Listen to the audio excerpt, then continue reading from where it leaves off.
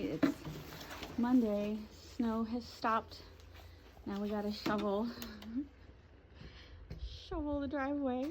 Yeah, remember. She comes through over here, so I gotta leave that open. Okay, well we're gonna do the whole driveway, right?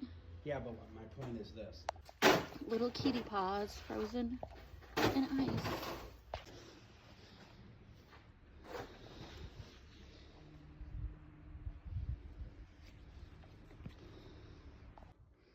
It's slow going because the bottom layer is ice. We gotta break that up. The pet-friendly ice melt is working really well. The end where the snow plows shovel is gonna be the hardest part. But we'll get there. We're getting there. 4 hours later, we are done.